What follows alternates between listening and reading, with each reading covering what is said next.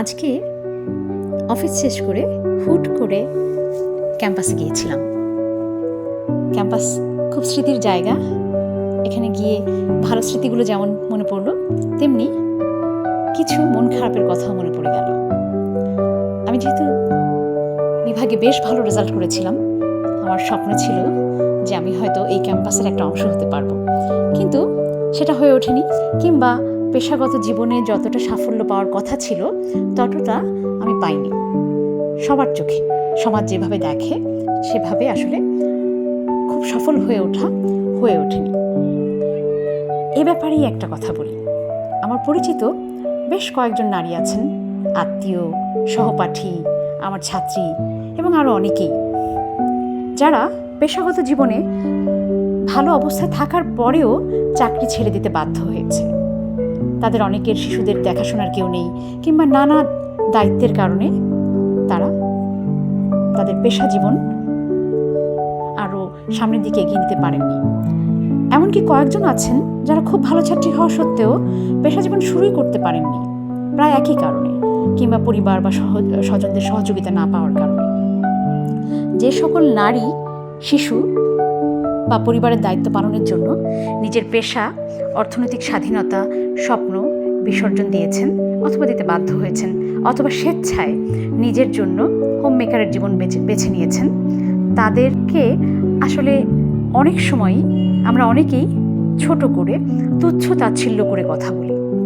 এমনকি অনেক তথাকথিত জ্ঞানী, প্রাতিষ্ঠানিক শিক্ষায় শিক্ষিত মানুষজনকেও দেখেছি কোনো রকম বিচার বিবেচনা ছাড়া ঢালাওভাবে তাদের নিয়ে মন্তব্য করতে। আর আমি নিজেই যেহেতু ক্লাসে টপার ছিলাম, তারপরে সেরকম উজ্জ্বল কোনো পেশাগত সাফল্য দেখাতে পারিনি। বহুবার বহু জায়গায় আমাকেও ব্যঙ্গোক্তি শুনতে হয়েছে। যাই হোক, যেটা বলতে চাচ্ছি সেটা হচ্ছে, জীবন সবার জন্য সমান সুযোগ বয়ে নিয়ে আসে না, এবং সবার জীবনের লক্ষ্য ও উদ্দেশ্যও এক নয়। আর তার চেয়েও বড় কথা, পেশাগত সাফল্য খুব আপেক্ষিক একটা ব্যাপার। তাই আরেকজনের পরিস্থিতি, জীবনের উদ্দেশ্য, জীবনের সংগ্রাম, জীবনের প্রায়োরিটি ইত্যাদি না জেনে ঢালাওভাবে কি করলা জীবনে, এত লেখাপড়া করে লাভটা কি হলো, পিএইচডি নাই এখনো, শিক্ষকতা ছেড়ে দাও, তোমরা রাষ্ট্রের পয়সা নষ্ট করেছো, এগুলো বলা, কিংবা যে কোনো পেশাকে নিয়ে বা পেশাগত সাফল্য নিয়ে, অথবা শুধুমাত্র গৃহিণীর জীবনকে কটাক্ষ করে কিছু বলার আগে আরেকবার ভাবা উচিত।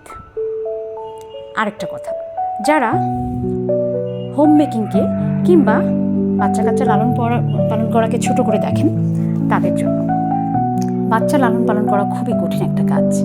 হোম মেকিংও খুবই কঠিন কাজ, রান্নাবান্নাও। এটাকে বুয়ার কাজ বলে যে তুচ্ছ তাচ্ছিল্য করেন, আপনি কি চিন্তা করে দেখেছেন? মাত্র 2-1 জেনারেশন আগে আপনার মা, খালা, ফুপু থেকে শুরু করে দাদি, নানি, এমনকি তাদের পূর্বপুরুষরা সবাই প্রায় রান্নাঘরেই কাটিয়ে দিয়েছেন। হোম মেকিংই তাদের জীবন ছিল। তাহলে আপনি কি আপনার সেই পূর্বপুরুষদের সবার পরিশ্রম এবং অর্জনকেই ছোট করছেন না?